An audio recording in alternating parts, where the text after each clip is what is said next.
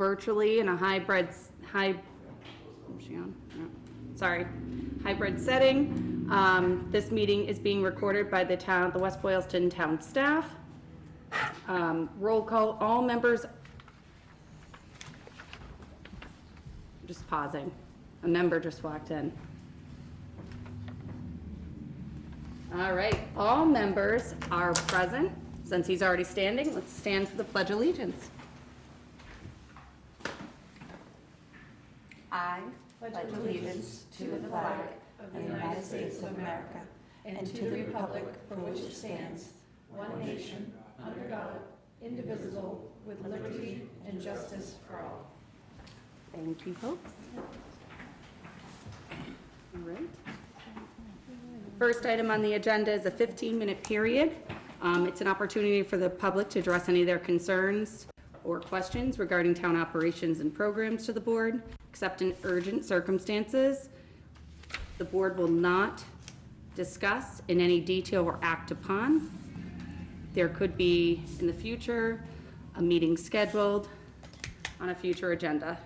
Is there anyone from the public in the room that would like to speak? Please come up, grab a seat, just state your name and address for the record. I know who you are, though. Bob Barrow, 13 Bowen Street, West Boylston. I have a concern about the intersection of Route 12 and Franklin Street. I witnessed another accident there probably 2 weeks ago, and maybe a month before that, another serious accident. In my years as a resident in that area, in that neighborhood, I've witnessed too many accidents. And I know that the town was going to start to do something with the state with regard to that intersection, and I just hope that we would continue working on it, or if we've done any work with it. Thank you. Thank you, Bob. Anyone else? Anyone online? Yes, Dave, is that you? that's me. Okay, can you just state your name and address for the record? Dave Feemy at 86 Sterling Street. All right. Here we go. I have a question. I know that tonight on your agenda, you're going to be reviewing the personnel policies on section 1, 2, and 3, and I'm just wondering, and I don't know if you can answer the question or not, but I'm just wondering, there's 12 policies, and I know that you're doing the first 3 tonight, and I'm just wondering, how long is it going to take for the board to review all 12 policies? Because these policies are going to have to come to the bylaw committee, and if the select board is only having 1 meeting a month, you know, in July and 1 in August, that doesn't give the bylaw committee enough time to review all of these policies and review the new bylaw and review the old bylaw to make a decision for the October town meeting. So like I said, I don't know if you're able to answer the question or not.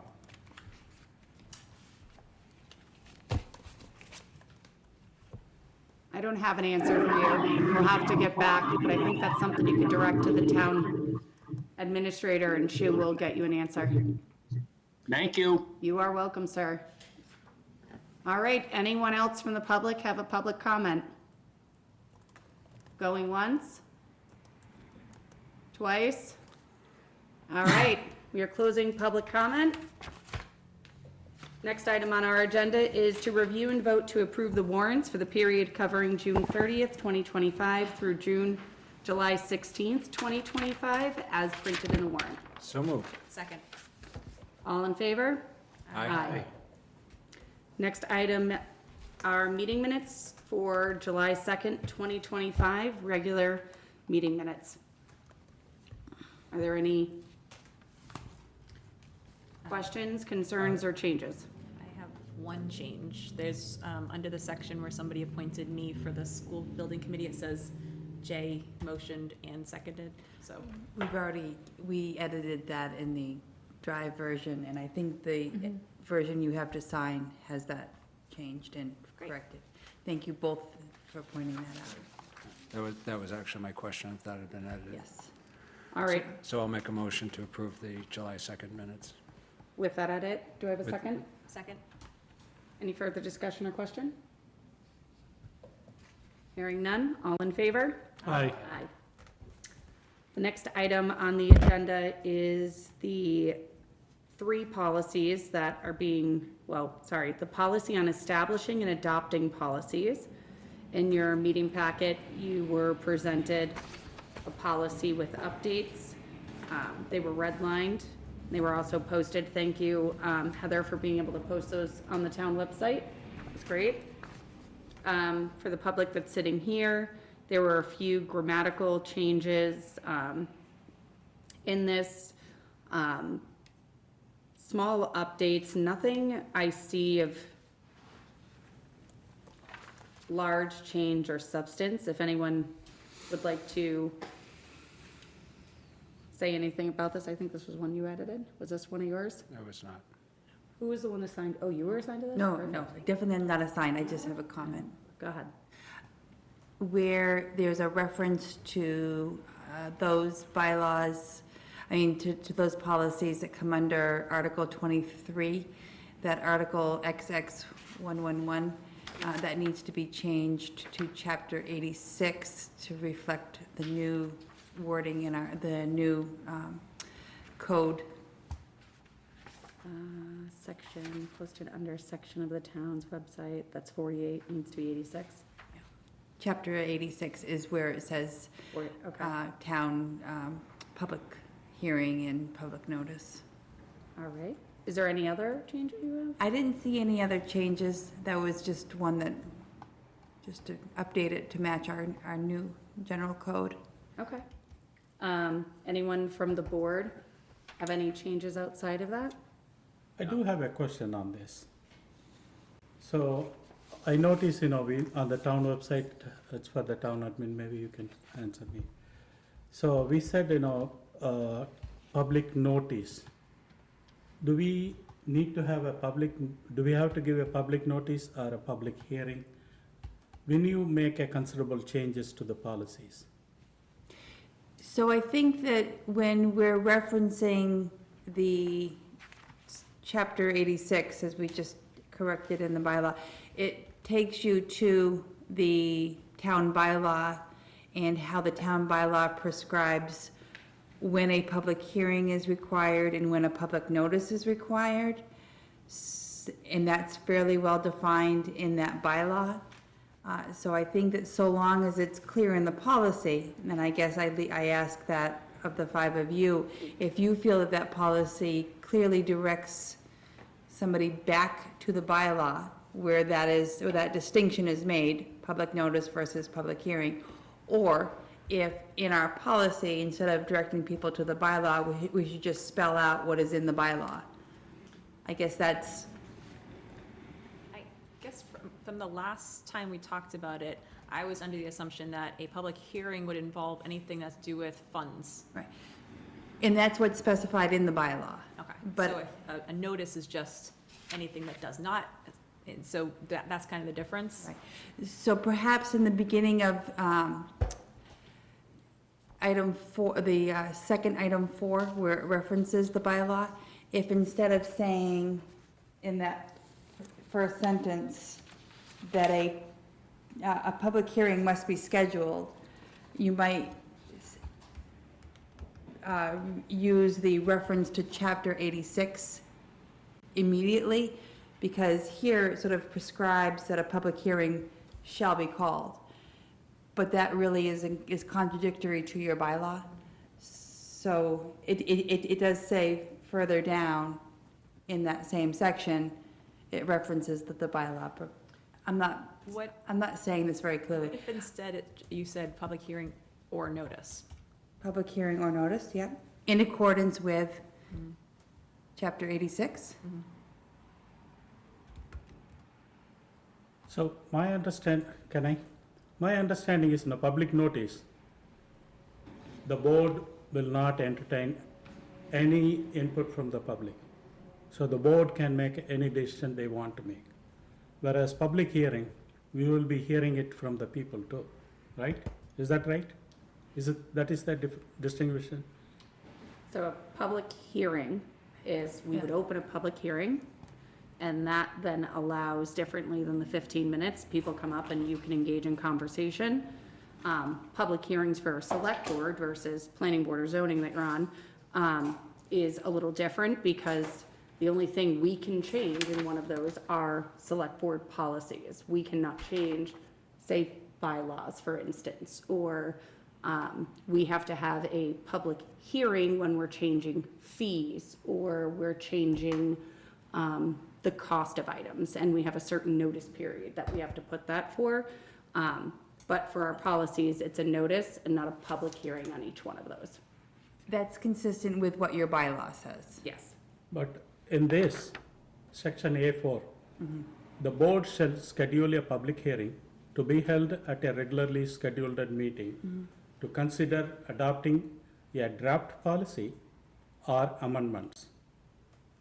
Am I reading something wrong? You are not reading it incorrectly. That is what that says. What I'm saying is that that sentence is inconsistent with your bylaw. So where do we, are we going to change any of this? Well, I think that the suggestion we just spoke about was that you could say a public hearing or notice in accordance with chapter 86 of the Town of West Boylston bylaw. So in that case, we don't care about the public input. I'm not saying That's that. wrong. No one's saying that. That's what you're making up. So this here, if you had read the actual select board policy as it stated, this is modifying the language that was already there. Actually, the last time it was updated, you were also on the select board when they went through this update in '22. I hope you read it at that time. So, seems like you haven't, but so let's I do did this. read So it. you didn't because you didn't know what it No, I said. did read it. And you were here for the last You are update, not which I was. accusing me of any of those I did, things. well, you I just did put read it. words in my mouth. I did read it. So now we'll try again.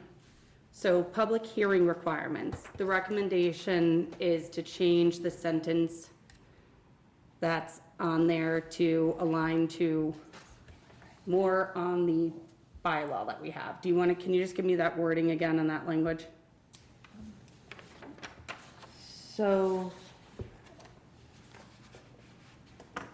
item 4 should say in its heading, public hearing and notice requirements, or public hearing and public notice requirements. And then a public hearing or public notice in accordance with chapter 86 of the West Boylston bylaw or general code, or must be scheduled, or shall be held, or shall be scheduled. Which I'm completely fine with that change for the public. The adopted policy that was adopted also and updated in 2022 was the board shall schedule a public hearing to be held at a regular scheduled meeting to consider adopting the draft policies or amendments, provided that notice of such hearing is provided by the departments, impacted, posted under section of the town website, 48 hours, business hours prior to the public hearing. Policies involving matters from this article or general bylaw is noted. So 2022, this wasn't an issue, but tonight it is. Funny how that works. I think it's good that we go to the bylaw because our policies should not be in conflict with our bylaws. So I am fine with updating that. Are there other updates? And this was one of mine. I've updated so many of these, I forgot. Any others?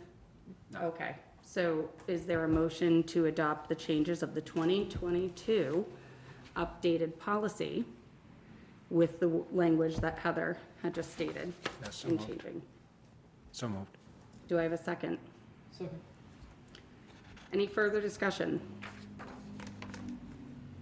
Hearing none? We'll do a roll call. Raj? No. Jay? Yes, although I'm curious why you wouldn't vote for aligning with policy, but I clearly stated, so. I'm a no. we'll do the second. Yes, sorry, you're, Yes. Yes. thank you. All right. Next item is a discussion on a proposed drive-through window zoning bylaw amendment to consider a formal request to review by the Planning Board and Zoning Board of Appeals. There was a request, just for update, there was a request made by a member of the board to look into this due to the congestion on Route 12 that we're seeing and the future development that is planned to go in on Route 12. This is a bylaw amendment that the board would, since we do not change bylaws and we do not write zoning bylaws, the recommendation is to send it to the Planning Board and Zoning Board, since they should be fully aware of the development and any permits that are out there or anything that's coming for development, to put this in. I'm giving you just a briefing so that everyone has it. Is any questions? This is kind of generic, so it's meant to be, go to them. I'm guessing they're gonna have some feedback on what needs to change, or maybe they won't like it at all. That could happen. Any input? I do have something to say. It's a small statement. We all know the traffic congestion on Route 12 is a daily frustration. I hear your concerns. I drive on those same roads and I feel same pain many of you feel. Safety, without a question, must be our top priority. We must protect every member of our community. But I ask you to also consider this. Route 12 is more than a road. It is the economic lifeline of our town. Many of you rely on drive-through every day for coffee, for prescriptions, for a quick meal on a busy day. They serve our seniors, our families, our neighbors with disabilities, and working people who are simply trying to get through their days. That is why I believe a total ban on future drive-through is not the right path for us. It could stop new businesses from coming to our town. It would make life less convenient for many of you. It could even make the playing field unfair by allowing current businesses to keep their drive-through while denying future businesses the same opportunity. And there is something else to consider. Without drive-throughs, more cars will fill up already limited parking lots. That means more risk of accident and more frustration for customers, delivery drivers, and especially for those with mobility challenges. We can do better. We can improve Route 12 without shutting the doors on the growth. Let us explore smarter site design, better and stronger enforcement. That is leadership. Not just reacting, but planning for the long term in the best interest of the West Boylston and all of you. Let us move forward together with the safety, with fairness, and with vision. Let us protect what makes West Boylston strong and build a future that works for everyone. Thank you. I will give this for the record, for the minutes. I have a question related to this. So, as I believe the proposal from this board sits today, it is a full stop on future drive-throughs on Route 12. I am concerned about future economic impact by eliminating that. My question is around, and this may be a zoning board question that perhaps I can ask tomorrow night. On Route 12 today, there are no dedicated turn lanes, and as is apparently the custom in Massachusetts, as I've learned, the shoulder is a verifiable passing lane 7 days of the week, as I watch my fellow West Coast and Massachusetts residents use that all the time. I also recognize that Route 12 is not precisely a town road. Have we spoken to the state about trying to install or a partnership between the businesses that Route 12 serves, trying to get designated turn lanes to help alleviate the traffic on that road? Has that been addressed? I would say I am not completely sure. I can tell you, in looking at this, I haven't seen it successful. I think many of the streets, if you're on Route 12, it's Frequently. like Kelly Square. It used to be back in the day. You basically hit the gas, close your eyes, and hope you're gonna make it right or left. And with the planned, which I would hope for, which Raj so eloquently read, being that he's on the select board, planning board, and zoning board, I would assume they understand some of our limitations. As an example, from Gourmet Donuts to the CVS light. Raj, do you know how many openings there are from Gourmet Donuts to CVS on Route 12? Gourmet Donuts, the Dunkin' Donuts, there are 3 or 4 openings. And then we have the bank, after that CVS, and after that we have the bank, another bank, and after that we have that another DQ. So, and the plan proposals of what's going in there being, a ton of units, it's about 21 different ins and outs from Gourmet Donuts to CVS. So I really hope those boards who want to enact public safety understand that 21 drive-throughs from Gourmet Donuts to CVS, which is, I don't even know how many feet, under a quarter of a mile. I was actually running it today to look at it. It's quite dangerous. Do I think there should be a ban? No. Do I think other towns have started putting that in because of the situation we're in? Yes. They've lost control. They don't control the street because it's not owned by the town.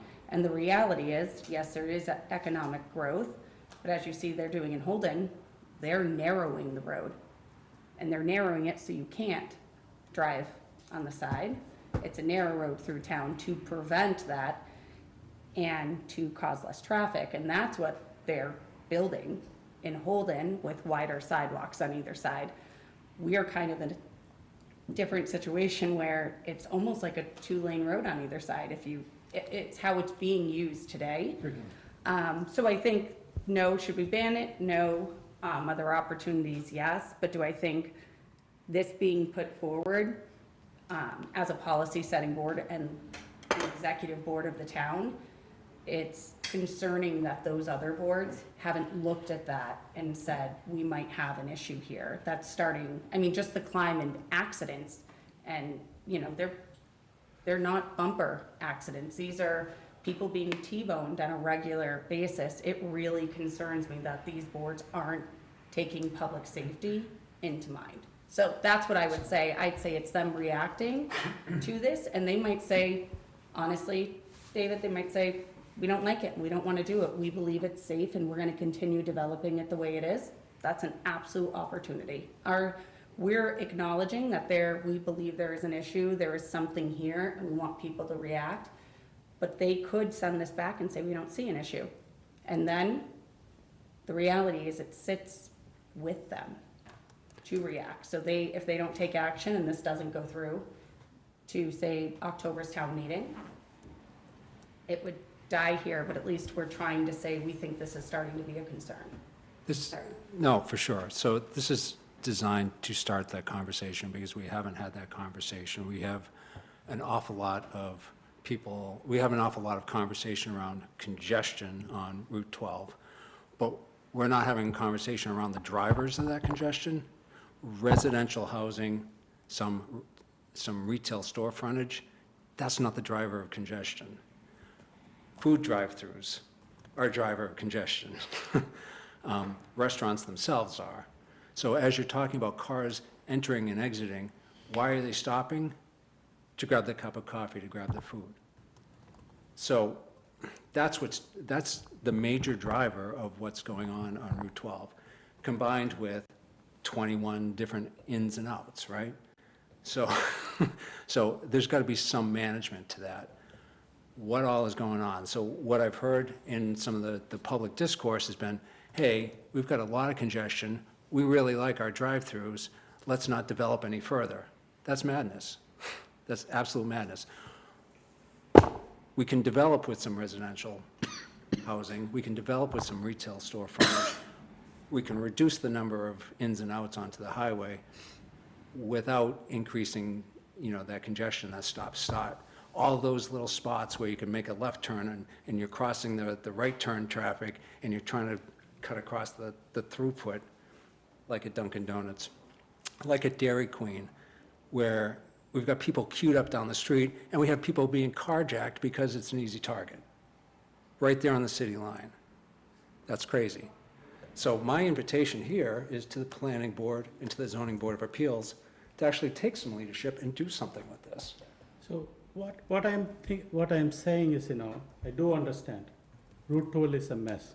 Like It's a mess, Bob so said- what are we doing with Like it? Bob said, the accident starts from here. I'm not saying, accident starts in the Franklin Street. DQ is another mess. And then, when you go, Dunkin' Donuts is a huge mess. I do understand that. And Dunkin' Donuts, after that DQ, Only the cannoli place, once in a while that happens, they put the detail. They put Whereas, but that's the not even a DQ drive-through. The DQ, they don't care anything about this. The DQ, they don't listen, That's correct. they don't put the detail So- when there is a heavy traffic. So let's talk about DQ, and let's talk about that special permit that came into effect in 2008. You weren't on that board. No, But I'm the- not.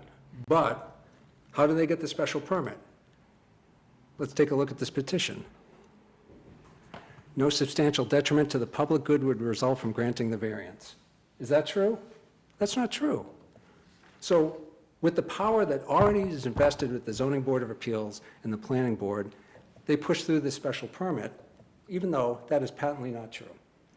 So that's a whole different board. It's So not- it's- here is the thing. the board is For my record, I can tell you this, for my record, in the zoning board, I voted no for two of those, table 12, and the next one at the nutrition place. I voted no. But the nutrition place isn't the problem. It is a problem. That's If that would have been a coffee shop, it is a problem. The car goes in, gets out on the same directions. There's actually that can handle the throughput. Dairy Queen was never designed to handle the throughput. The Dunkin' Donuts was never designed to handle the throughput. So if I can, so using the Dairy Queen is just an example. So today, we allow traffic to turn left across to get into Dairy Queen as well as turning right with the flow. Would perhaps a more nuanced approach be to put blockers up to prevent left into that drive-through, and that way we only allow traffic We to flow can't do one that, direction? that's the state road. What- What, But we can petition the state. 1 second, so we've Yes. tried to, the state has removed them and told us no. It's Okay. also not allowed to turn that, it's a double yellow line, they don't care, that's why it queues up both ways. But But we've then tried, secondarily, they've then, come and removed them and told them we're not allowed to put that out. do you know, And on top of that, I've heard a few times, Yeah. about police details. There has been a real issue in this town with police details. They're hard to get. That's why we have a ton of constables that have been appointed, and we resurrected a policy and we brought in constables. And we still don't have enough people to do traffic. Our police officers, that's not you.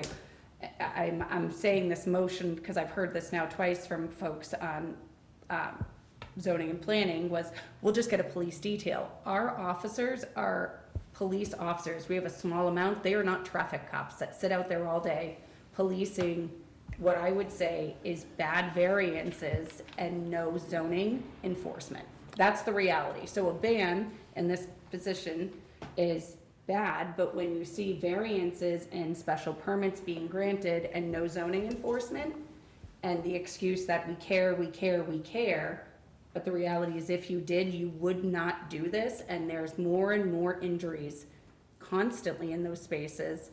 And now we're piping it, in some cases with the new one, possibly out CVS onto Woodland Street past a soccer field that is mayhem in the mornings. On like a Saturday morning, these people are gonna be shooting out.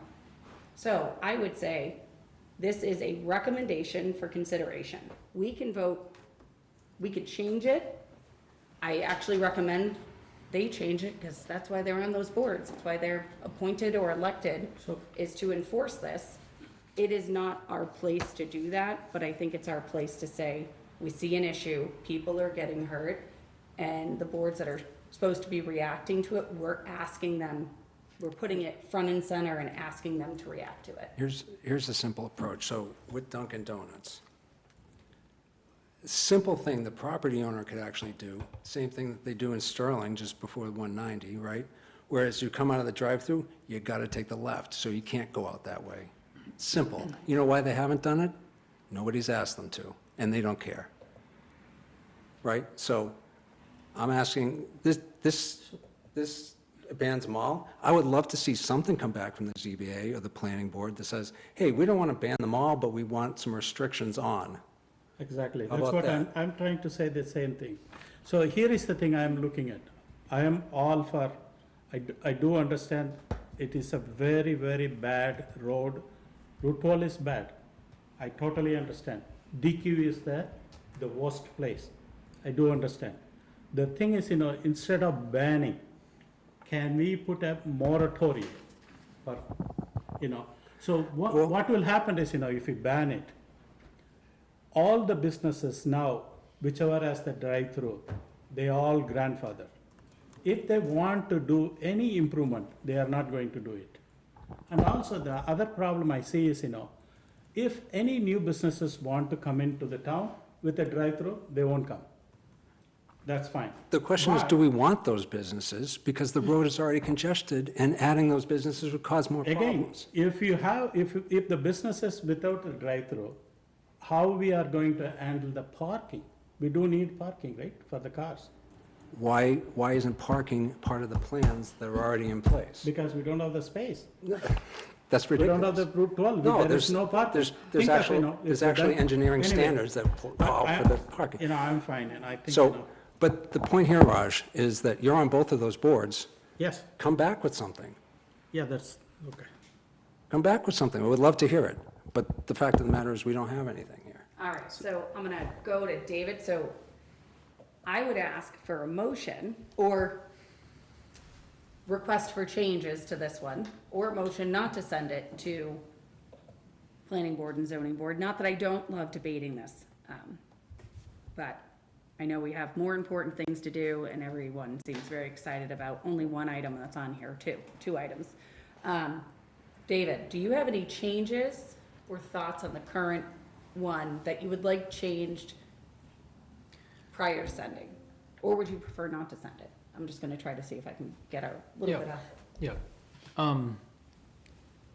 I would prefer to table this for the next meeting with the opportunity to attend the zoning board meeting tomorrow to hopefully relay our concerns in the public session to that committee and help them understand that this is a motion that the elected officials in town are going to pursue if we can't come to some middle ground. Now, if you feel like, now, correct me, if you feel like that's beating a dead horse, that we've done that, and that's not changing, then I could be swayed another way, but that, I'm not sure, I don't have the background, but it seems like what we're suggesting in this board, and the safety concerns, and the ways of working around those safety problems are either unobtainable, and that's why the zoning board hasn't brought them back to us, or they haven't been a top priority for the zoning board. I'm not sure which it is, and I don't care to guess either way. It seems like it's either that, or we need a joint session with them to have further dialogue, to figure out where we go. She's But- raising her hands, that's why I keep looking. What were you gonna say? No, Sorry. I think you and I are probably thinking the same thing. So the zoning board of appeals, tomorrow night's meeting, that agenda is limited to the discussion of what's on their agenda, which I believe is the Dunkin' Donuts project and the Gatesbrook closing of that public hearing. So I don't know that there would be an opportunity to have this item discussed at that meeting because of their agenda Okay. restrictions. Further, the zoning board of appeals is the enforcement agent of the bylaw itself. This would really be better at a planning board meeting.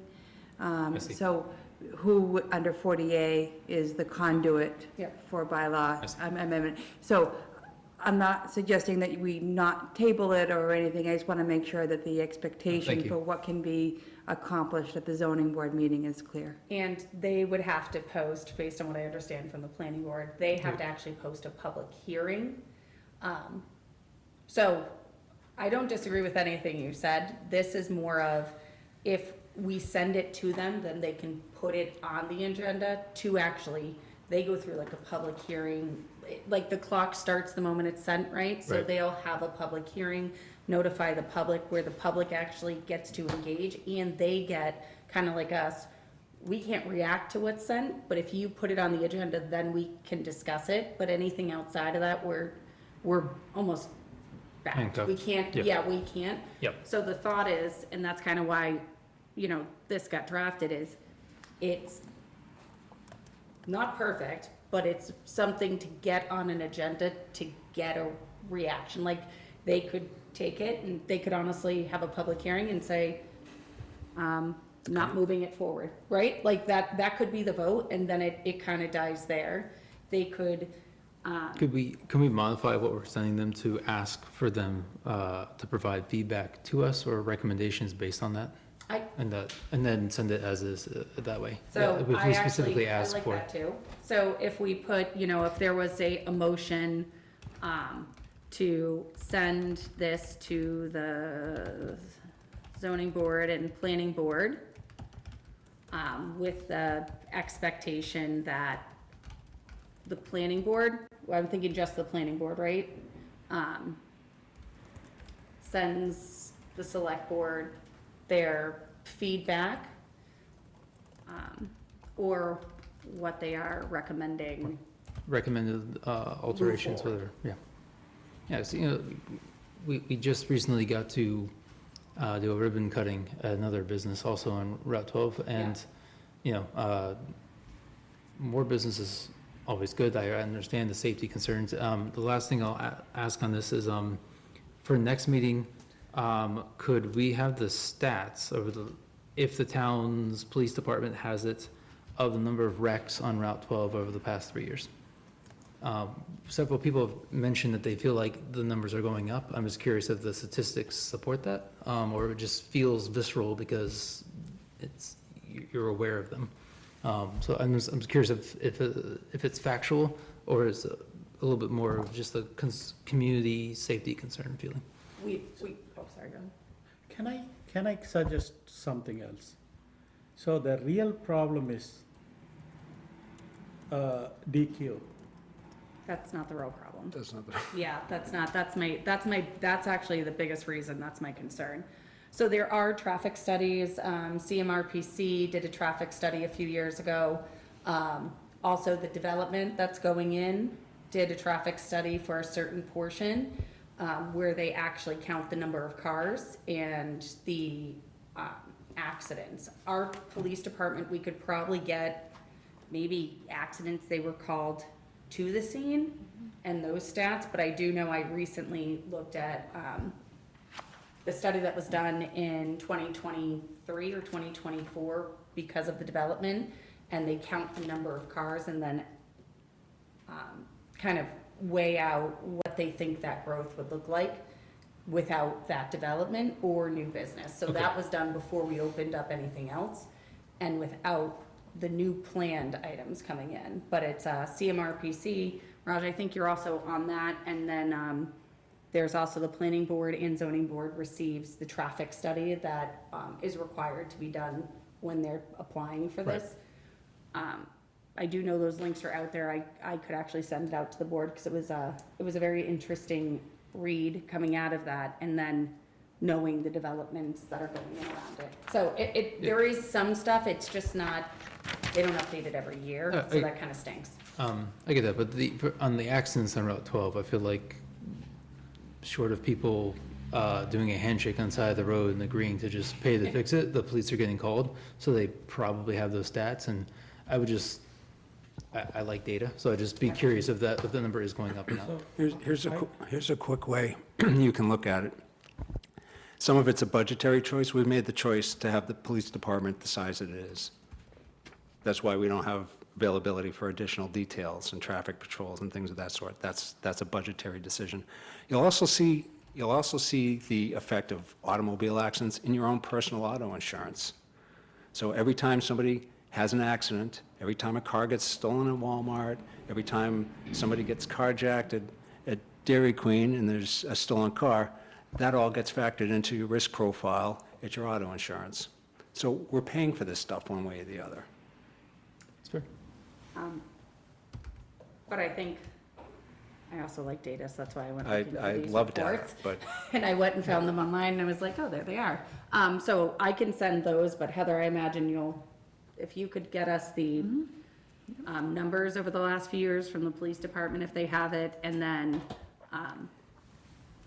there's a traffic study that was done in 2023, and then the CMRPC actually posted it, but then I did reach out to them asking, do you have anything updated? And they said we'd have to actually go, because it's a state road, it has they do a different way of tracking it as well, so I am down a rabbit hole trying to find the site that actually has that data too.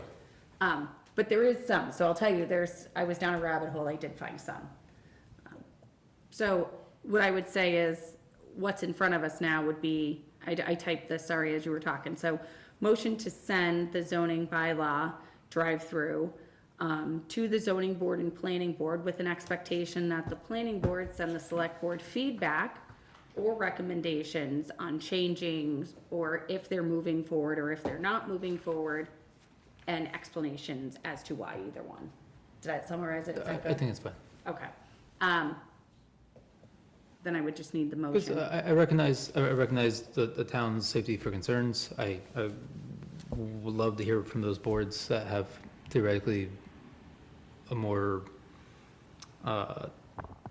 limited scope in what they're looking at from the town perspective, and provide us some better feedback on how we should proceed. I get that if we can't adjust the road because it's a state road, then we have fewer levers to pull, and this is a lever that we could recommend, but Is it the right one?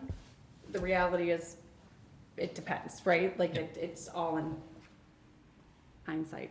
You could say, I want 32 new businesses and I'll drive through on that street. That might be the response. So it's all dependent on what they want. All right, so if there is no motion, then we would pass over this and move on to the next, and it will not be recommended. I'll make a motion to send this forward to the planning board and the zoning board of appeals for their feedback. Second. Any further discussion? Here. I think the current bylaw requires a special permit. This is a higher threshold than the special permit. This would require additional considerations. So I think it's a worthy endeavor, because we've seen what the special permits have gotten us. I'll just add one comment. What I like and don't like about bylaws in a town our size is to modify or change this. It is truly a vote of the folks that show up to that room instead of 5 people sitting at this table. And to add on to what Raj said, it's all about the residents of town. So adding something like this or modifying this gives the power to everybody instead of a select few. And I think this is something that the community as a whole should have the right to say yes or no. I really believe that, because they don't get that in every case, right? It's only bylaws and the changes too when they're recommended.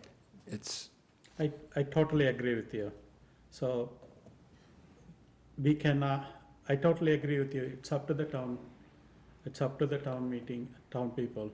If they want the bylaw, I have I'm more than all my previous years, I voted yes to put it on the town meeting warrant. So I will do the same thing for Well- this also. I have no problem in sending it to the planning board for Well, to start that bylaw. this is being sent to the boards, this is being sent to the boards for their feedback and for their leadership on the issue. So this is a starting point. Love to have, some feedback from the community and the town so that we have a real conversation around what kind of town we want to have So on Route the 12. one thing with this motion, I do like to clear this. Are we going to start this as a bylaws talk, or are we going to get only the feedback? This is a recommendation, the motion and second is a recommendation to amend the current zoning bylaw. So this is a zoning bylaw in town. Yeah.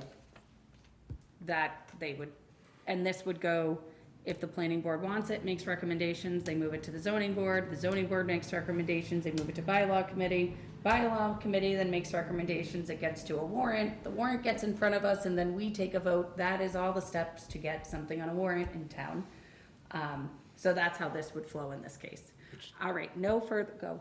No, which no is- further, just go. Yep, no. No further discussion. This is a vote to send this to planning and zoning. Raj? Yes. Jay? Yes. I'm a yes. Vanessa? Yes. David? Yes. Okay. I didn't think that was gonna be the other one. I'm actually scared about the other one, so I know there's an agenda item that has the 2008 special permit for Dairy Queen on here. I think it's just informational for us to read. That was just information. Okay. Then I have, this is more exciting, all right, so we have the upcoming West Boylston takeover at a Woo Sox game on August 5th, 2025, and we have asked for nominations for a West Boylston nonprofit, and we have those in a hat that someone else is gonna pick one out of. Okay. Really exciting. I think Bob should do it. Think Bob should do it? Yeah, he's, All right, Bob. pick the winner, Bob. Well, they are all winners. You don't wanna? No. No? He's not accepting responsibility. It is, number 5 on our list. West Boylston Athletic Association. It's the West Boylston Athletic Association. All right, congratulations to them. I imagine you'll notify them. We will. Okay, We had 7 entries, so that was number 5 of 7. that's, I That's love, great. I love the fact that we had seven organizations that want to participate. And that means the 7 organizations were paying attention. do you, I like to give organizations, especially nonprofits in Worcester, because they're always out peddling for money, peddling for dollars. Could you read those, just in case anyone listening wants to give money to these organizations, they will accept it too. Absolutely, because they are all runners-up, right? West Boylston Police Association, the Harold N. Keith American Legion Post 204, the West Boylston Food Pantry, the CNS Early Learning Center, the West Boylston Athletic Association, Beaman Memorial Library, the Friends, and the WBCFCE, which is the Coordinated Family and Engagement Grant. All right. Well, I love that. that was great. That rounded out our meeting. That made it all better. That's what it's about, right? All right, so I am going to jump all around so that I see the people in this room and I know what they care about, so I know why they're here. So I'm gonna go start, because I like to mess everyone up, the approval of the public health service agreement with Shrewsbury and Grafton. I know we exited an agreement. This is the new agreement. I've heard the Board of Health is very happy and thinks this is gonna be a great addition. And the request in front of us is, I know you've all read it, is to make a motion to approve the agreement. And who, do we need to motion part of that to sign? Someone to sign it? You sign it? I'll sign it? I'm happy to have the board sign it. Okay. I think that that shows that the board has read it, reviewed it, and supports it.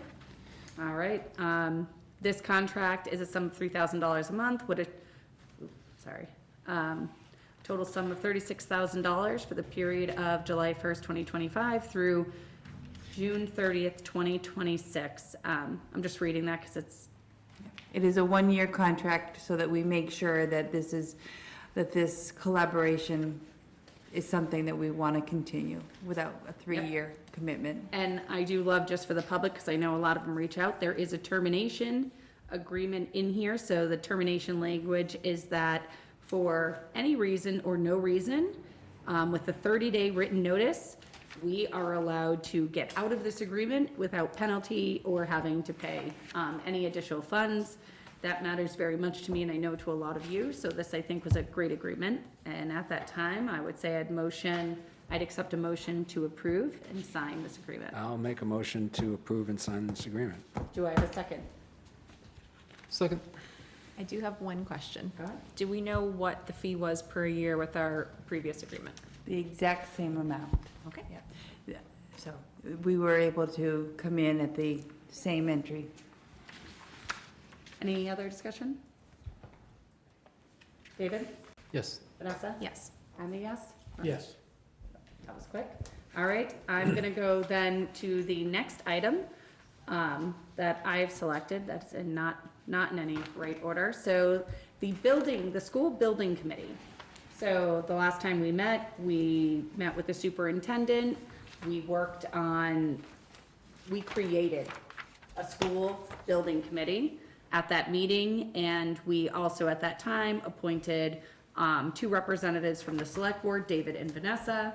And this is our final list it's a one-year appointment expiring 6/30/2026. I would like to I know a lot of these are part of the standard package of who needs to be part of this based on what the state tells you. But I also know that you and our superintendent worked together in collaboration to interview, was it 5 or 6 members? I couldn't remember. We had, there were 4 applications, one person withdrew, so we interviewed 3 people. And out of those 3 people, we had 2 residents, one with architectural and engineering background and one with construction experience. Can you tell me the names you're recommending? Yes, Mike Connors and Joe Renzoni? Joe Renzoni. All right. So at this time, I know there's applications there. Does the board have any questions? I know both of the residents are here for them. Or would there be a motion to accept as listed in the agenda, the school committee meeting makeup of this board? School So moved. committee building. So moved. Do I have a second? Second? Any further discussion on this?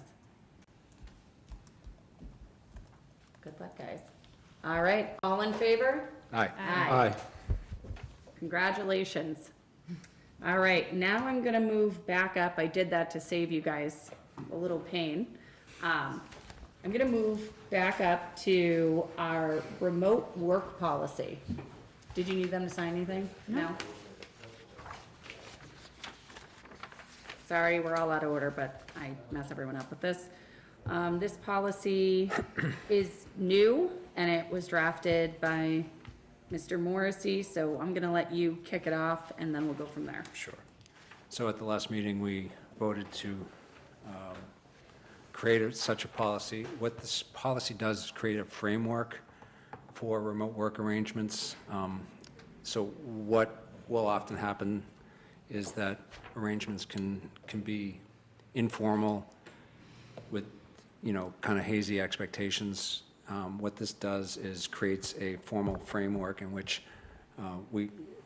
the town would approve remote work. Now, I also know that after the pandemic, we've had a big shift in where folks work, remote work, where work from home, work at the office, return to the office. What are the expectations? I also know that folks have some expectations as to what they should be seeing for services at the municipal offices, right? The override conversation made that very clear to me.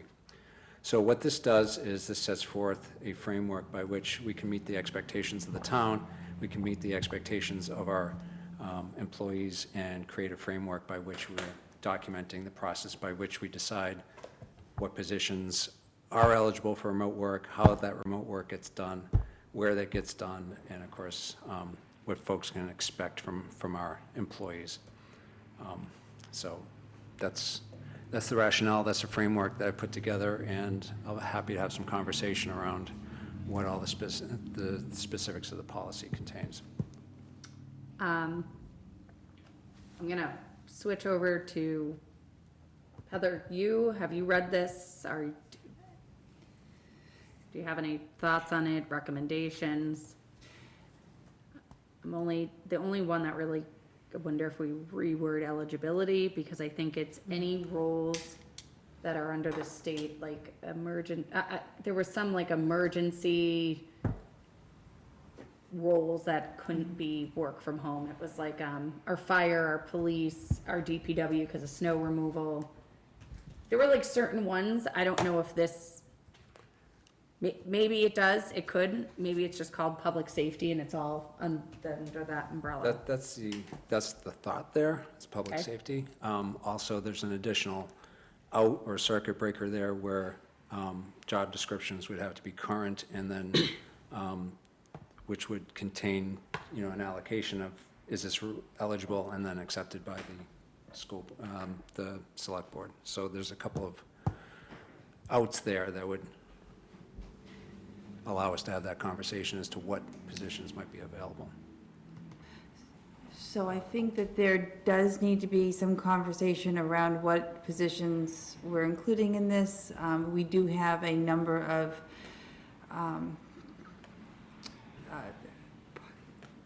non-full-time roles, boards clerks, that do the majority of their work not from here.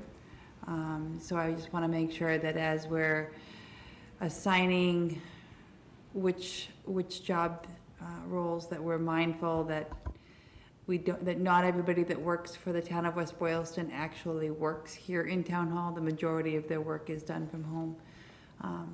I did circulate this to our department heads and asked their staff, and asked them to get it to staff for their feedback. So I think that if you're looking to sort of move this through the policy adoption process, we could come back with some feedback for your next meeting. Can I? As you said, the one thing that comes to my mind is, so I know that, other boards and committees, as you said, so they are working from home, They are. writing the minutes and other things. And also it clearly says Monday and Friday are not available for consideration of remote work. Are those also included? Something, Right, some clarification will be better. I agree. Other than that, and I don't think, I see any of those things. I don't think it was the intent to include the board clerks in this conversation. I think it's understood that there are positions that simply are not public-facing at any point.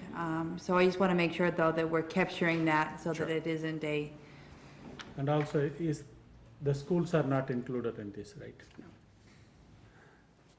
So this is, the answer to that is no, but the framework exists to deal with any potential discrimination complaints or anything like that, workers' comp, for instance, and actually employee income taxes, because if you're not working in Massachusetts, where are you working? Is the town paying income taxes out of state? Things like that. So it's really important that we nail this down.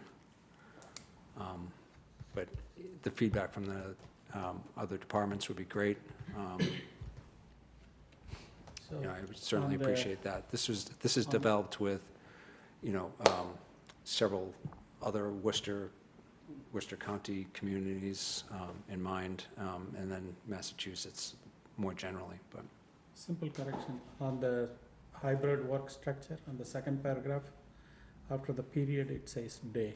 Is that something typo? I probably typoed that, yeah. Okay, so the only concern I had was, for the secretaries, boards and committees, part-time secretaries. Just a quick question, do we have the feedback from the department heads right now? No, we just had our department head meeting yesterday, so I have not received their feedback yet. They were gonna share it with their staff. Question, today for town employees, whether they be full-time or part-time, do we place them into brackets of expectations for public-facing office hours versus not? And if an up-to-date, job description is part of the prerequisites to be considered for this program or not, should that be something that becomes part of the employee's job description? Is a simple, just, you are expected to be in and around the public, or you are not, and then that can be taken into consideration when we're considering if someone can or cannot do this. You raise a good point from the non-full-time employees who don't generally have a large amount of public interaction required for them to do their jobs. I don't want to necessarily hamper people's workflows, but I just want to make sure that we're accurately describing the roles that need to have that public face, if that makes sense, and the ones that don't. And then if we can clearly define those, I think that makes the job of then going through this framework a lot easier to decide. Okay. And to that point, performance metrics and the like are all part of that, because now you start to revise the job description. Now you start to have an idea of what all are we doing, where can it be done, are you meeting these metrics or are you not? So to your point, then I think it's just good hygiene. Agree. So we will table this so that it's on our next agenda, so it gives a chance for the department heads to come back with their feedback, unless there's any. No? Okay, so moving on. I am gonna go back in order, I'm sorry, guys. All right, so we have 3 items under the personnel policy. There are 12, and these are being worked. We decided to take it in smaller sections so that it was actually digestible in some of these meetings. And the goal of this is to use policies that are easier to change in place of bylaws that need town meeting vote. The first one is on our list is the hiring procedure.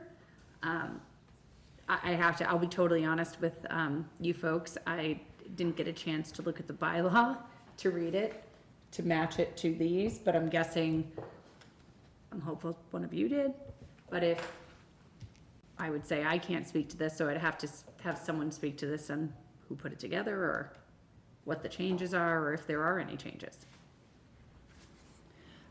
I don't believe there are any changes. I believe it was a direct cut and paste from the bylaw into the policy.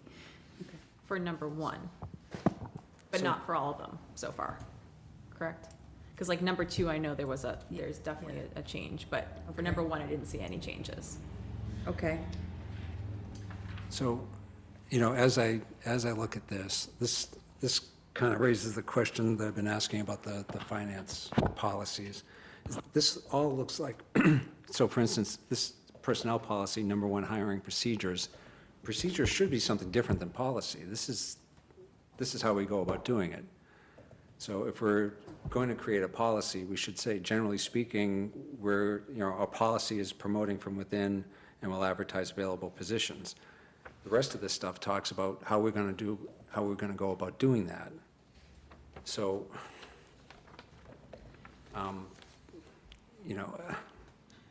it's fine. I mean, it's procedurally, it makes sense, but is that really a policy? This is, Maybe it's best that we back up real quick, just to kind of understand the reason why we're doing this again. So I think, so every single time we wanted to change something, or the personnel board wanted to change something, they would have to go to town meeting.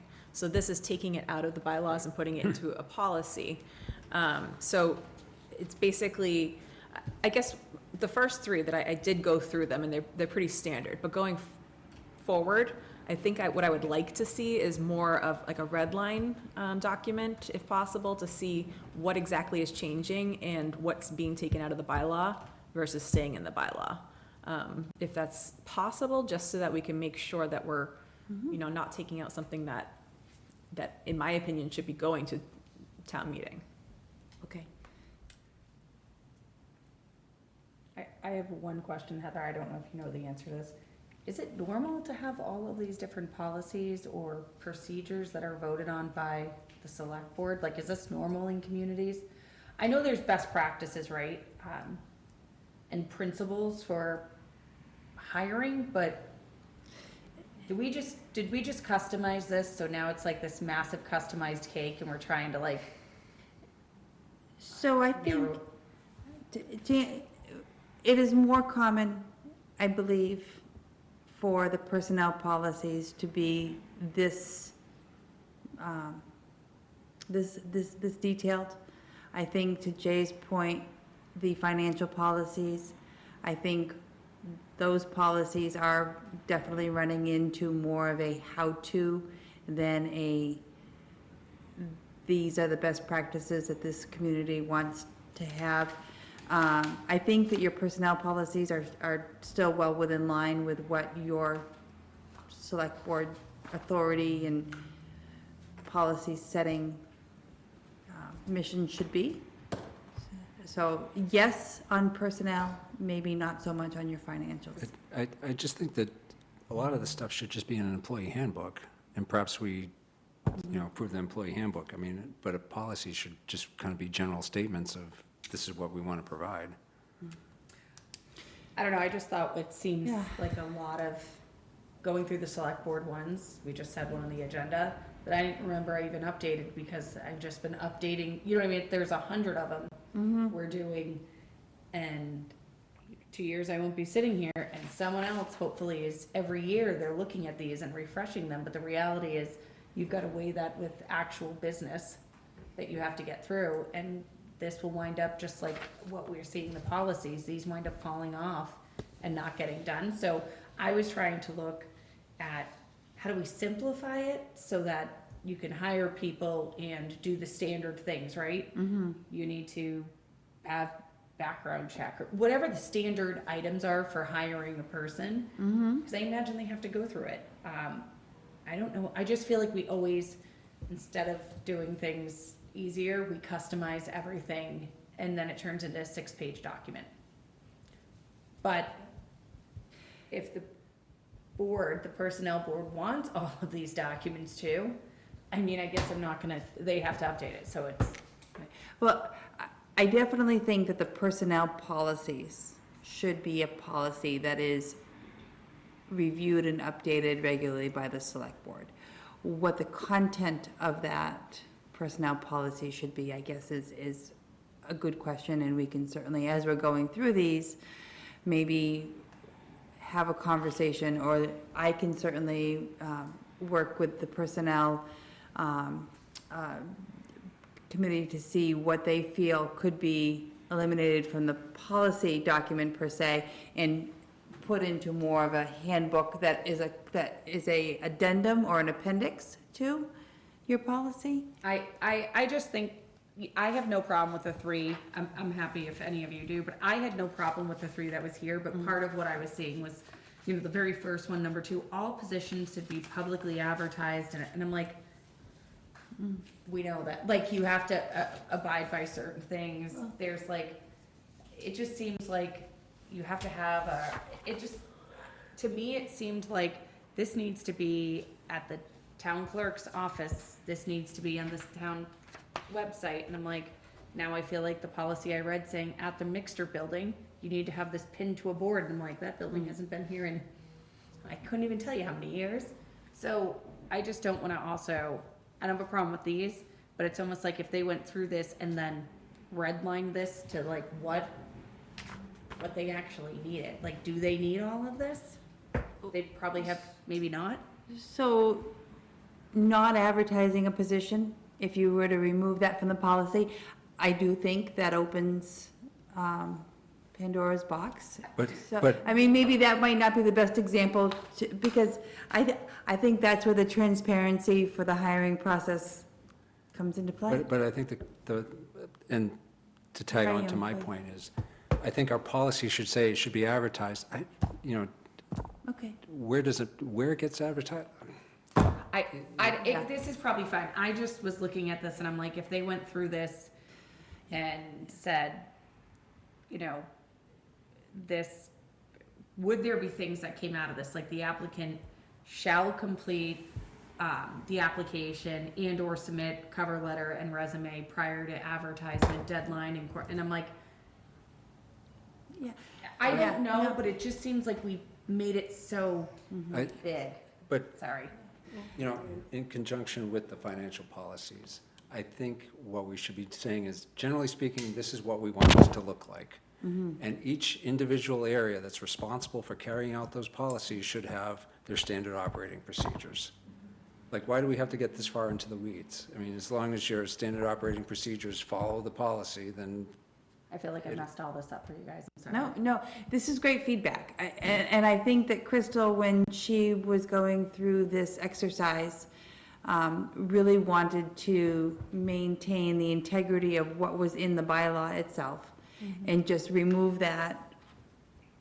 And I'm understanding differently from what I previously understood, that there were not any changes made, but there may have been some wordsmithing along the way, and we'll certainly pull that out in a red line. So I think that the Personnel Committee, when they were doing this, wasn't looking to revise the process, more just make it more accessible for changes.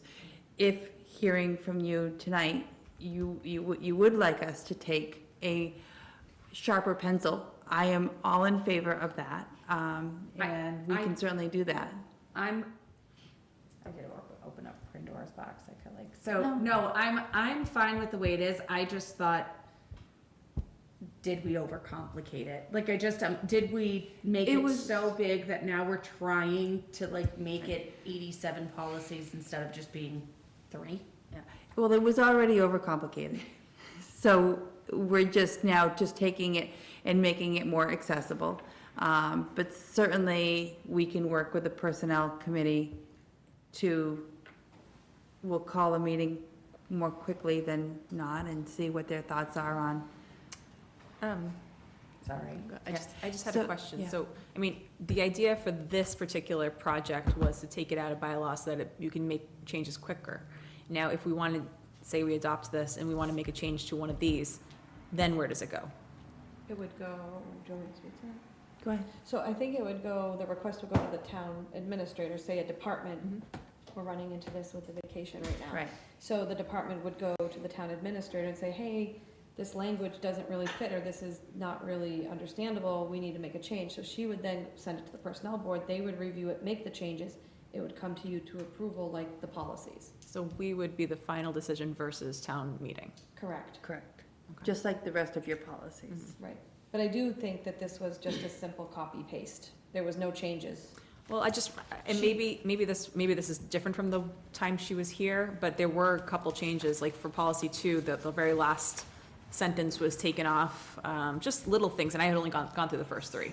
But, Some of them were okay. Mass General Law. She matched them up to Mass General Law. So if they didn't match the current Mass General Law, she made those changes. Okay. So that could be Yeah. one of them. So Probably. that's something that we can redline. Okay. Yeah. I think just for the sake of making things easier, maybe this will be the first step, and we just take it out of it so that it's at least not a town meeting situation, and then we can maybe revise them when we have to redo stuff down the line. So I think that makes it easier. I was trying to make it easier past that. The one thing I was expecting to see in number 1 that I didn't see, which was surprising. So your last item, which was number 6, which is the,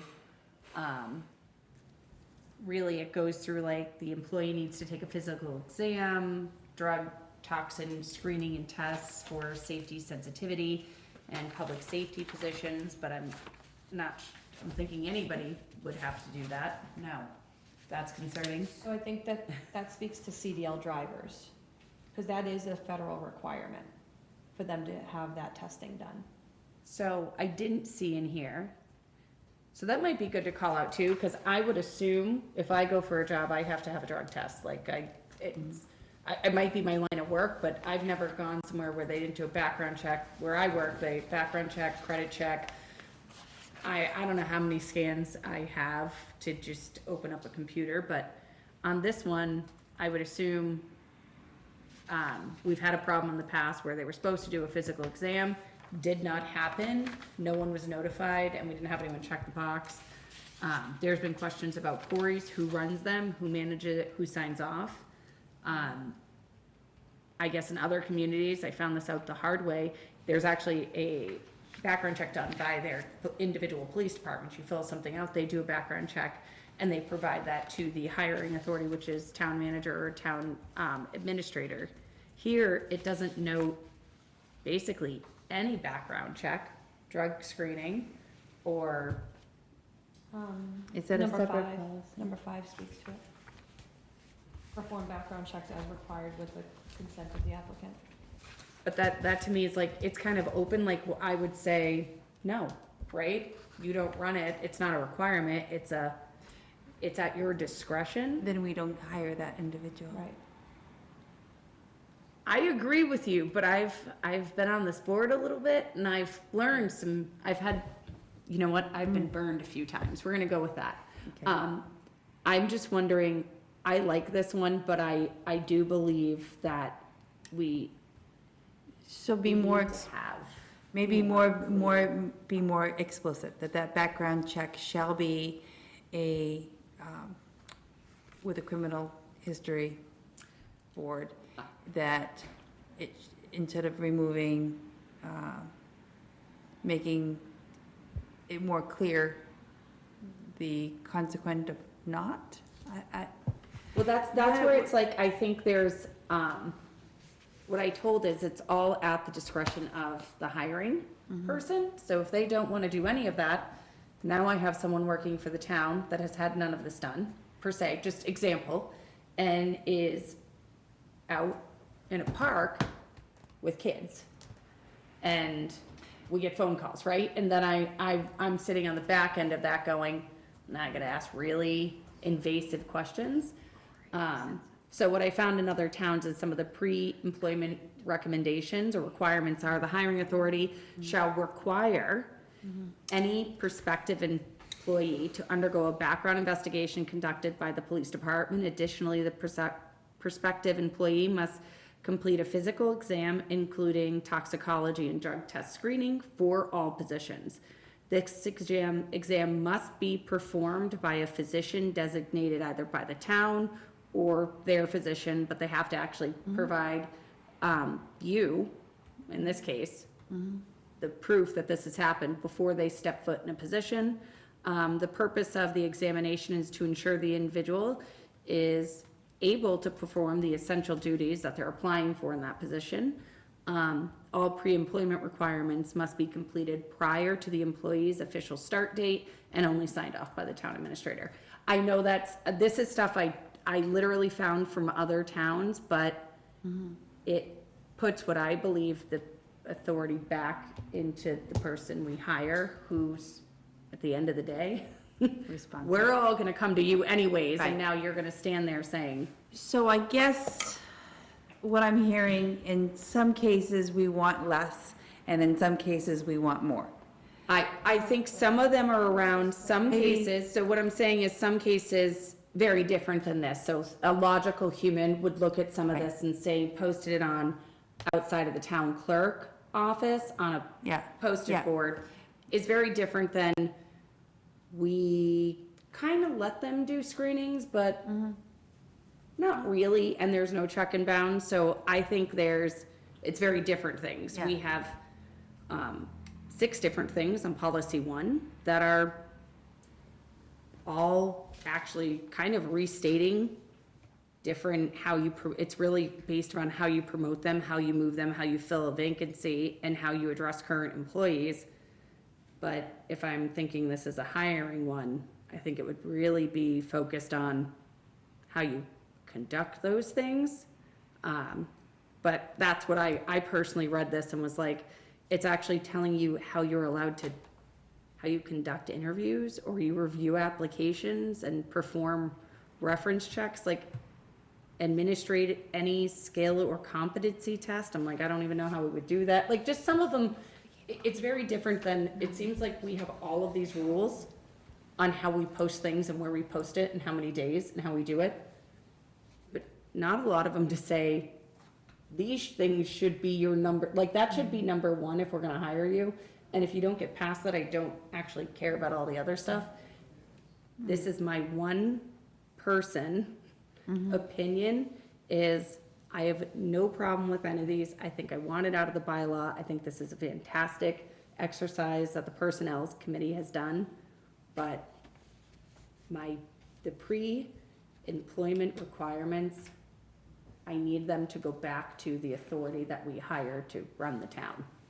I'm saying this as someone that's been doing this for 4 years and has learned just a little bit, unfortunately, about things.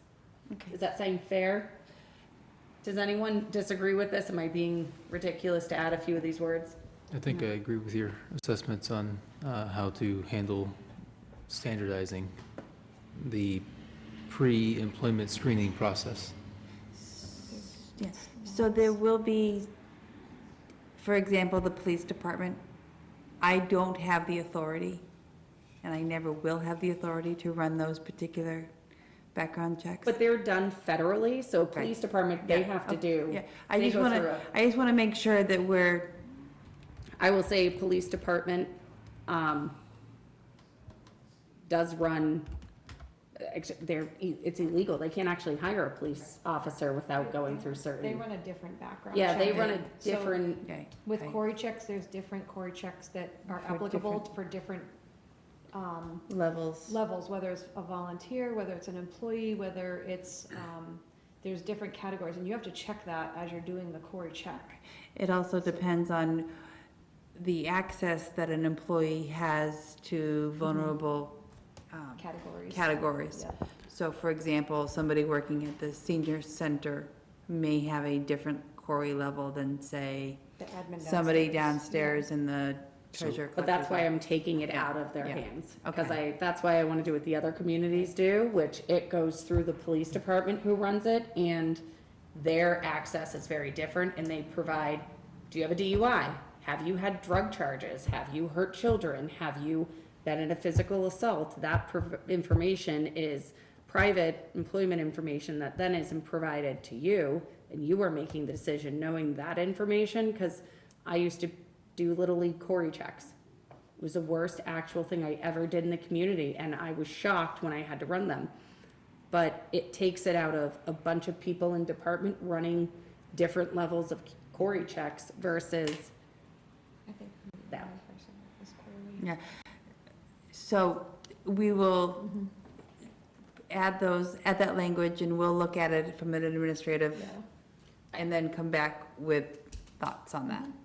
So just to piggyback on some of the previous conversation, that may be an opportunity in the job description review to say, this is the level of background check that we're looking for in the scope of that job description. Okay, yeah. Can I ask one question? Is it too much to ask the personnel board someone to be here during that time? We have someone. We have Faye. But she's not talking, that's why I'm She asking. doesn't like us anymore.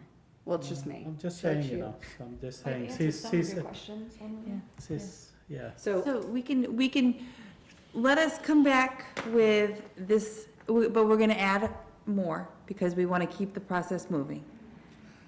So we will take the feedback tonight for 1 through 3. We'll make those changes, we'll bring that back, but we're gonna add 4, 5, and 6. well, so I would say I am okay with 1, 2, and 3, as they're stated. What I would like, though, is to keep, like, we approve them tonight, so that it keeps the ball moving forward. Unless someone, I'm not saying you're approving all those, I'm just saying keep that moving forward. And then I'd like to send you just this blurb of language. Great, thank you. And as you go back to the personnel, I'd like them to consider adding this to policy 1. And then if they consider that, maybe bring that back, but I don't want to slow Right. the whole thing. Absolutely. I don't think we necessarily have to send it back to personnel board, because they've done this and sent it forward. It's really just, this is you accepting. I know, some but I changes. feel like I don't Yeah, wanna we add this to it and not ask them their opinion, right? Cause this is gonna impact Yep, no, everybody. I think that's a fair part of the process, absolutely, Yeah. yeah. I mean, unless you, And- Faye, you tell me, if I write I'm this. just thinking, in order to keep Yep. it moving forward, I don't think there would be any objection from the personnel board for suggested changes from, the select board. Okay, so then I would say I can send you the language, so number 6, the change to number 6 is employment requirements. The hiring authority shall require that any prospective employee undergo a background investigation, conducted by the police department. Additionally, the prospective employee must complete a physical exam, including toxicology and drug screening tests for all positions. I'm just gonna add, and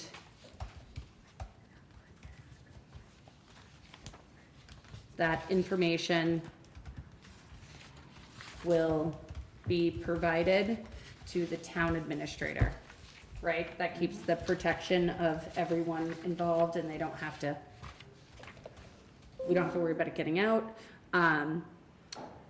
The examination must be performed by a physician, either designated by the town, or, I don't know if we have a physician that we refer people to, or, We don't have an or, we have a facility that does all of our pre-employment. okay, so the examination must be performed by a physician designated by the town and will be paid for by the town? Okay. The purpose of the examination is to ensure that the individual is able to perform the essential functions of the position. All employment requirements must be met, must be completed prior to the employee's official start date. I want to read that again to everyone so you all, so we would be approving policy 1 with the modification to number 6 as I read. Do you want a motion? Yeah, I can't do it. So. So moved. Do I have a second? Second. I have a quick question. Go ahead.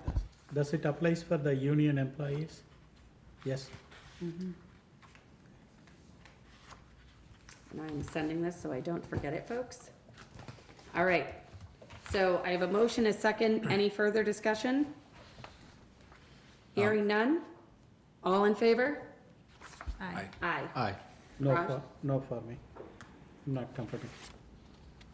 Is there something you're not comfortable with, or are you just voting no? I'm voting no. Okay, so it's, So it's The just, vote no. yep. all right, so, the next one is number 2. Sorry, just real quick, just to go back. So if we're gonna do 4, 5, and 6 next time, and then maybe 2 more meetings, we should be all done. So that would be probably sometime in September that we can send it to bylaws. What I would propose is that as you approve these, I send those to bylaw, because they probably won't be able to get through them all in one chunk either. Yeah. So if, as we're moving through them, they can then pick up. And I realize that, we would like to have it in October, but it's not necessary. Like, we could go past if we need to. We could, but we're really hoping. Yeah, okay. I think alternatively, we would have, We'd have some we'd have an changes. amendment to the bylaw. If the article to remove the personnel policy from the bylaw doesn't go forward, we'll have amendments to the bylaw, be dealing with personnel. So, really hoping. All right, But does that sound okay to move these forward to bylaw review as you're approving them? I think that is perfect. Okay. Really happy to get those meetings going. Okay, so, You get to do it twice. all right, so the next item is number 2. I had no changes on this one, but I will leave it to the board. Did the board have any recommendations, changes, or concerns? Hearing none, I would take a motion to approve it as it is written in the document that was sent to us. So moved. Do I have a second? Second. Any further discussion? Just the same issues I had before. I don't think it's bad. I don't disagree with anything that's particularly in it. It's just, I think it's a little too dense and really most of what should be in an operations manual, but. Thank you. I have noted your concern, and I will add it to also number 3 before we get to that. Perfect. Is there any other discussion or concern on number 2, which is work hours and overtime? Hearing none, I have a motion. I have a second. Raj, No, you're voting no to approving it? yes. Voting no. Is there a reason why? Just to vote no? I'm not comfortable on voting yes on this. Is there a reason why you're not comfortable for voting yes? I voted no.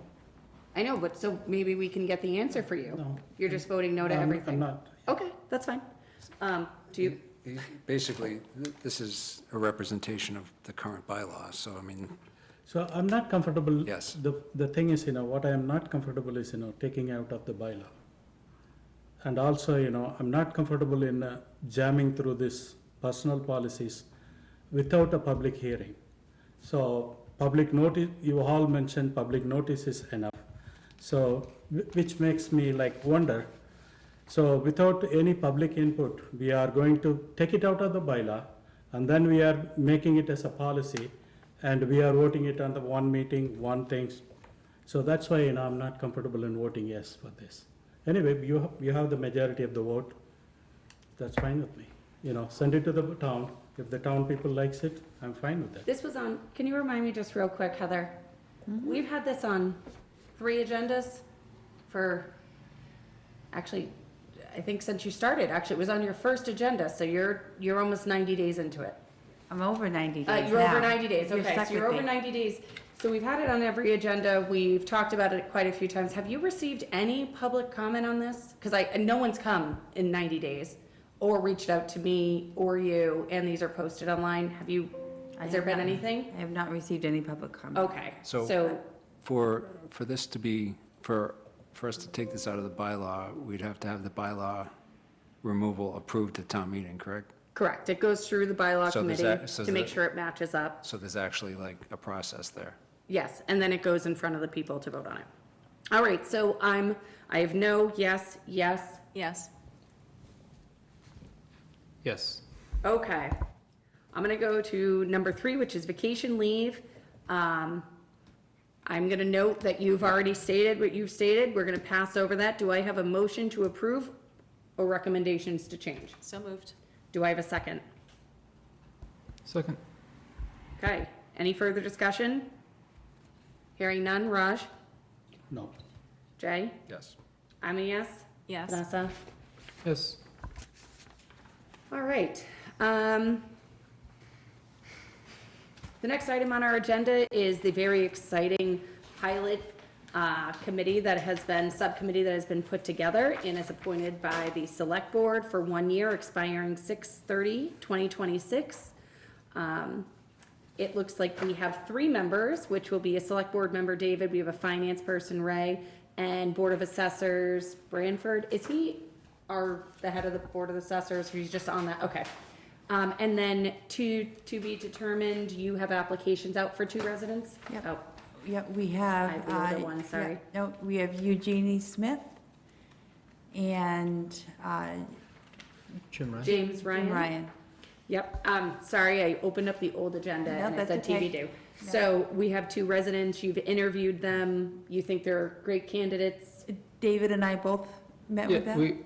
we had 5 really great quality candidates, so it was actually a tough decision, but after some back and forth, we felt that these were the best 2 at this time.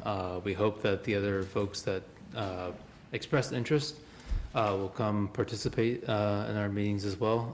We had lots of great ideas and discussion over the challenges we face, so we're excited to move forward with these for now, so. The real challenge, David, is the other 3, did you get them to sign up for other boards or committees? That's really where the challenge comes in, you can't let them leave without being on I something. plead the 5th.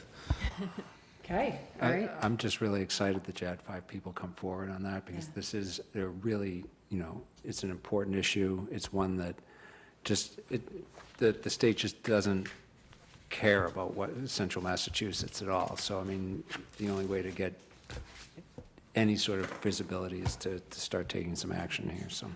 Thank you. All right, do I have a motion to approve as listed in our agenda? So moved, Do I have a second? Okay, Raj? Yes. yes. Okay, I'm a yes? Yes. Yes. All right.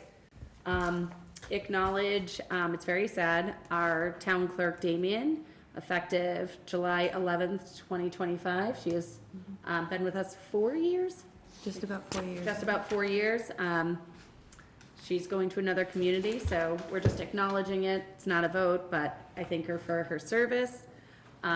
Also, we're acknowledging tonight the appointment of Jennifer Taylor as interim town clerk effective July 14th, 2025. This one is a vote that would be needed from the board, correct? Before I think I have the right agenda. Is there an application for her? She's currently working. She's a current, oh, so it's a person sitting there, so we're appointing her to act as interim. My next question, because I don't know the answer. Can she do all the town clerk stuff, can. like swearing in? Yep, she's been, Okay. she's been sworn in as a town clerk. Okay. So she is, she would have been able to perform those duties if Damien was not here for whatever Okay. reason. So she's all set and ready to go. The only caveat is that she is a 32-hour-a-week employee. She is willing to work the 40 hours. However, the next 2 Fridays, she had previous commitments. Okay. So we've posted to the website that the town clerk's office will be closed for the next 2 Fridays. And we have quite a few applications, so we'll get that office fully staffed. as soon Okay, as because my possible. only thing is, Damien did also sit on the bylaw committee meeting, and I'm thinking we're forwarding all of our emails, right? So somebody's looking at them. All right, so any other questions about Mrs. Taylor? Ms. Taylor? Hearing none, do I have a motion to appoint effective July 14th, 2025? Motion to appoint. Do I have a second? Second? All in favor? Aye. Aye. All right, so go quick, town administrator, Yes, I will go quick. we got it. We've had some activity with the Ripple Fiber project. They are in their final stages of permitting before installation begins. They've been working in Holden, which is fantastic that Holden went first, because my understanding is there were a lot of lessons learned along at Holden's expense that they will now be able to apply to the betterment of West Boylston. We've been having meetings with Public Works, Water and Sewer to address changes in Ripple Fiber's installation methods. They were, when they came in front of the board, happened to be here that night. If you remember, I was so excited. I thought everybody was here for me, but they were actually here for fiber. Who knew? The proposal was to install those fiber cables on the existing MLP line, so they would be overhead. And that is no longer their methodology. They are looking to trench and bury those lines, which aesthetically is an improvement. However, logistically, it has opened up a small can of very large worms. Because we are now, because none of their original plans had utilities marked out. So now we are working very quickly to pivot, and all of our utility, water, sewer, drainage, producing plans, making it happen. We're going section by section, which allows our staff to keep the project moving forward by permitting in increments as plans, and those lines can be marked and discovered, so that we don't have incidents, if you will. So I've also requested a timeline and a schedule of which sections will be done when, and we'll get that posted on the website as soon as I have it, so residents at home can follow along. Mass DOT bridge projects, the Squareshire Bridge detour, get ready, it has been changed again. This time, back to the alternate route that they had originally proposed.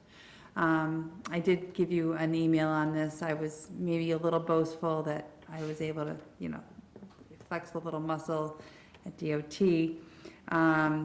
But we have successfully rerouted that traffic detour so that it is going around Fairbanks and not through Fairbanks. I've been in touch with the residents to confirm that that is the case. They are also monitoring the traffic flow so that if there seems to be an excessive number of vehicles that are ignoring the detour and just going down Fairbanks, that we can have the company put up additional signage. In addition, we know that there are 2 other bridge raising projects that will be in West Boylston, one on the Beaman Street and one on Hartwell Street. So we're trying to get out ahead of that as early as possible for timeline and schedules. Our police department will be in charge of approving those particular detours, so we shouldn't be in such a reactive mode as we were for Square Shire. But those projects are coming and they will be significant. I had a town department head meeting yesterday. We reviewed some of the policies that, as they impact staff, that are coming before the board so that we can get some feedback, specifically on the remote work policy. We also discussed the ongoing capital planning budget project, changes to the account payable warrant schedule, and the October semi-annual town meeting coming up, so that people are aware that we're going to be, we're projected to open the warrant for that at your next meeting in August. So here we go, another town meeting. And then specifically to the Woodsox town takeover, we've said that the Polar Park, that West Boylston will take over Polar Park on August 5th. Those tickets can be purchased on a link that is on the town's Facebook, or directly from the Woodsox Town Takeover website. As we've discussed earlier, a portion of those ticket sales will be donated to now the West Boylston Athletic Association.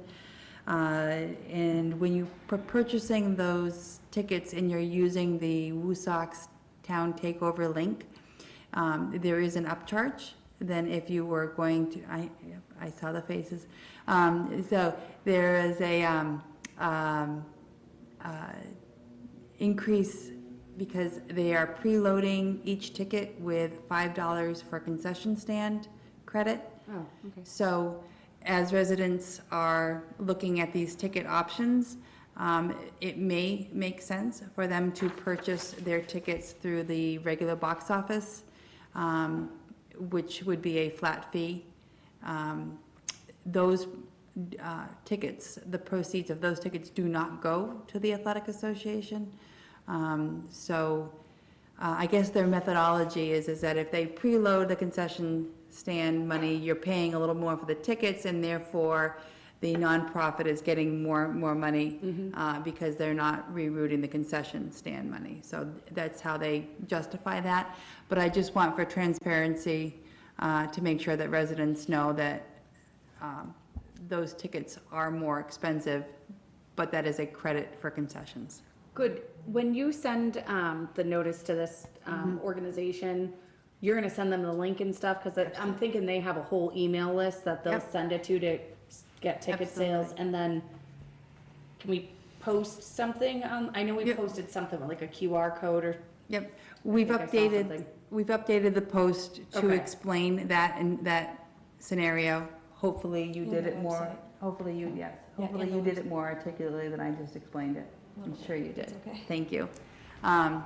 So it just concerned me when we started hearing from residents that the tickets through the takeover site were more expensive, and that we reached out and found out that that is so you're still getting the benefit of the extra money. It's just, also Maybe they'll be happy because now they know a portion of it's going to that charity. Right. Well, that's why that they do it, because they want to make sure that as much money as possible is going to the nonprofit. And then just an acknowledgement that tomorrow night, the Woodsox mascot will be at the library at 5:30. He will be participating in the town, the library's annual pet show. Okay. Well, So you can go pet him? yeah, I'm well, you sorry. can I don't even shake know his why I hand. said that. Well, no, I mean, I don't think he'll be object, I just, you know. I was thinking it came out. Yeah. Stay in. Go ahead. I'm sorry. Anyways, I've never met Woofster and I've never been to a pet show, so tomorrow's gonna be a couple of firsts for me. So while everybody else is at the zoning board of appeals meeting, I will be hanging out with the Woofster. Okay. All right. You're off. Meeting invitations, right? You're done? I'm Meeting done. invitations and announcements? Hearing none from that, I would say the only thing I'm gonna say for future agenda items and select board reports is there are policies assigned to all of us. Some of us are sending them in with updates. I would like, David, I know you're new to the board, so I'm not calling you out because you've signed up for a bunch of stuff, but if we could get some planned to be updated, Raj, I think you have yours. If we could get just a couple planned for the next couple meetings, it'll help spread it out to get these done. Go. I have policy F12 ready for review. Okay, It's one of the financial overlay policies.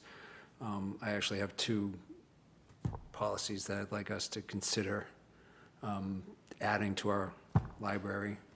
do you want to say what the names of them? Yeah, I was just about to. So I'm going to ask that we consider adding a policy to our J section, which would be 3, which would be the use of artificial intelligence in municipal operations, and a new policy L29, which is near and dear to many of our hearts, political signage and flag displays on municipal property. This has been something that we've needed to address, and we haven't to this point. So I'm going to ask that we consider this at our next meeting. So there's 3 policies. There's 3, all right, so you've added to your list. Now you just need to complete the ones assigned. Well, I've been waiting on some information, so hopefully I can do that too. I have one other thing for a future agenda item. Oh, sorry, did I cut you off? Did you? No, I was just thinking the one libertarian on the bunch is the one that's legislating the most. I don't understand this, but here we are. It's you. So one future agenda item, which has become near and dear to my heart because I'm getting constant calls about them, are the signs on town property. They've exploded. They're now, hammered up onto our light poles. And God love our DPW, but I think they're picking them up, mowing, and putting them back down, because that's been mowed up by Pinecroft a dozen times.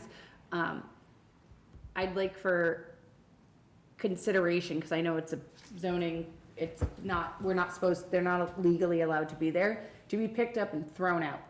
Because that's the reality. It's not private property, it's town-owned property, and it's not there for them to not be paying us and also soliciting business. That is where I'm at, so I'm gonna send that to you, Heather, to say, since the DPW is mowing it, have them throw it out. Okay. Sorry, but that's I'm tired of phone calls. I don't know how to make it better. Go, whatever you wanna say. I have 2 things I'd like to add. One of them, Major Edwards sidewalks are horrible condition. I understand that we are planning to possibly put in a new school, but even so, that's not for, let's just say conservatively, 10 years out from now. I think it's a huge issue and something that I think that we need to address sooner than later. And my second thing is, I don't really know what I'm calling this, but I, myself and some other people that I've spoken to recently, we're trying to figure out a way that we can get information out to people outside of Facebook in a quicker fashion, whether it is maybe putting together like a blog or something like that that sits on the town website, or Sounds some terrible. kind, some Sounds kind of very administrator. You could be a YouTube influencer. I just, But something that people can access that don't go through Facebook to find out what's happening. And, sometimes, a lot of people don't even know that they can click on all of the different boards to get notifications about their meetings. So maybe just some more, like a communications committee, I hate to say, or something like that. Sorry. or if we have a board that would already in existence that could roll into, you know, and use that as focus point, because community engagement is a big deal, and we don't have enough of it. I'm very excited that we got 5 people to volunteer for the pilot. So. Yeah, I think I just picked the one that we had enough people that were fed up with it enough to draw them out. I like your idea on the venues outside of Zuckerberg-owned entities to disseminate information. Do you know of any other town or examples that you've come across that might be a guideline? I think that we could look into it. Maybe, hopefully we can put it on the next agenda and talk about some ways to get it done. Okay. All right, I have one thing. okay. So now we have in the process of hiring a new town clerk. So the town meeting is approaching. So is there a way we could fix that clickers? So that was a disaster last town meeting. Yeah, we discussed that at length yesterday at the department head meeting, yeah. Okay, thank you. Okay. I'm scared to ask. Any others? I'd like to make a motion to adjourn. Do I have a second? Second. All in favor? Aye. Thank you, folks. We're offline. All right, folks, everyone's staying. We are updating our select board